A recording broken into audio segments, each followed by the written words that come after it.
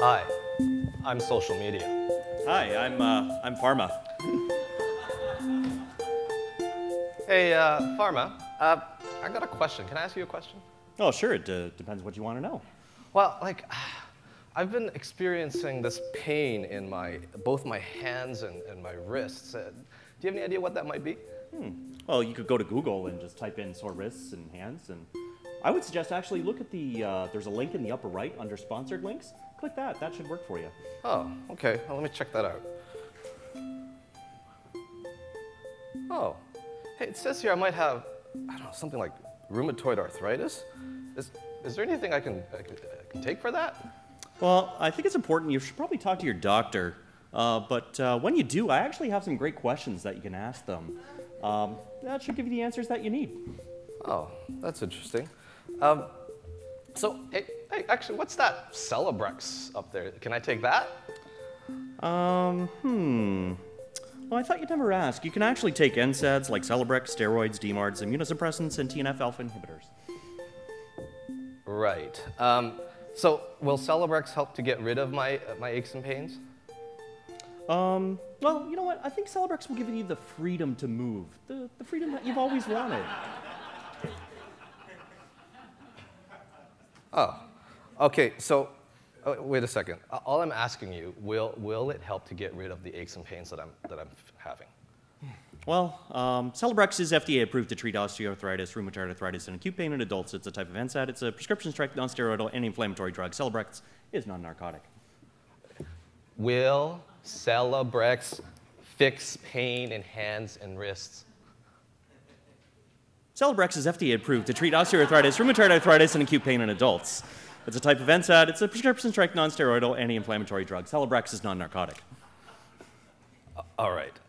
Can you at least tell me if there's any side effects in terms of taking Celebrex? Yeah, sure. This should give you the information that you need. I can't understand that. Do you have something more clear?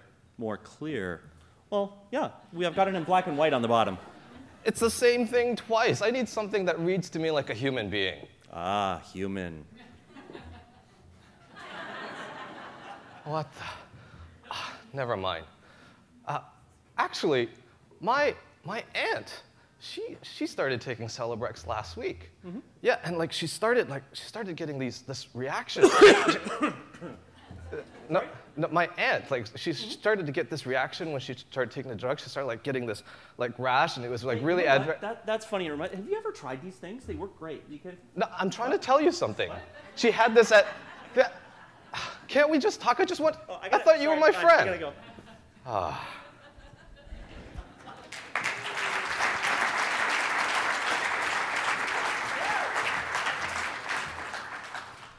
All right.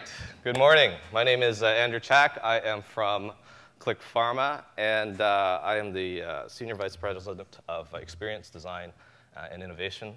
And today I'm going to talk to you a little bit about the relationship between pharma and social, and how can we all get along.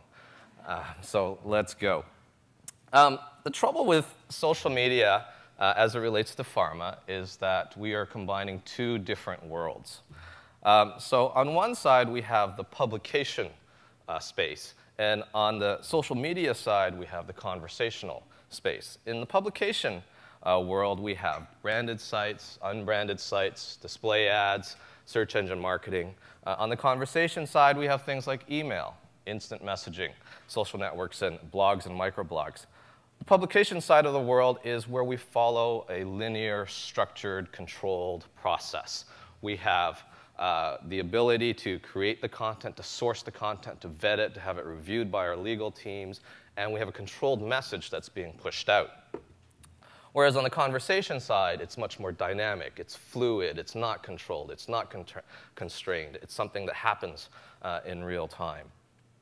And so we're more here in the pharma world. Those are the rules that we need to play by, but we need to be here. We know that the conversations are happening. We know that there's a lot of them happening, and we need to find a constructive way to get involved. And that's what I'm going to talk about today. I'm going to give you different ideas in terms of how to approach social media break down the different components of social media and look at what are the different ways that we can get involved in that conversation. So here's the problem. This is what we're afraid of. We can be afraid of that big open text box where anything can be said, where anything can happen. Anyone ever see this vehicle? It's the 2010 Honda Cross Tour. It's their new kind of crossover type of vehicle. It's just being launched, I think, this month, actually. And Honda, being a good, being good social marketers, they have a Facebook fan page. And on the Facebook fan page, the fans can post directly to the wall and give their feedback and comments on the vehicle and see pictures and galleries of the vehicle. Here are some of the reactions that people have been saying. So, ouch, is it just me, or does the Cross Tour, like the 2010 Taurus and Caliber, had a baby? I also became a fan to let you know that the car is butt ugly. It looks like a baseball cap. And here's a mock-up of the pre-production model for the vehicle. So no adverse events here, but certainly some adverse reactions to the vehicle and its design. And to Honda's credit, they didn't take down all these comments. They left them up there. They were very transparent in terms of how they dealt with it. And they offered their own opinion in terms of the vehicle. And they backed up how they felt about the vehicle. And they were very clear in terms of wanting to be in the space, and they were reflecting on their users in terms of paying attention to the comments that they were giving. But this is the type of thing that we can be afraid of as marketers, especially in the pharma space. So how do we deal with all this? We have a lot of pressure on us to get into the social media space. And the irony is that within social media, there's a lot of people talking about it. And so there's a lot of noise out there and a lot of pressure for us to kind of get involved in that conversation. So what I want to give you today is 3 questions to ask yourself before you go social. And these are 3 questions that you can use to vet and determine what your social media strategy should be. So the first question is, what should we even talk about? And this goes back to really defining what your overall digital strategy is. You have to identify what topic, what part of the conversation do you need to participate in. And one of the things about social media is that social media is not a one-size-fits-all. It's very condition-specific.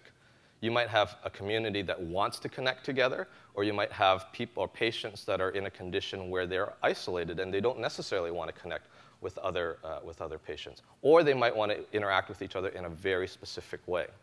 Now, when it comes to determining a digital strategy, at Klick Pharma, what we do is we analyze the patient journey, and we use that as our starting point for determining what's the best digital strategy to apply against a particular brand or condition.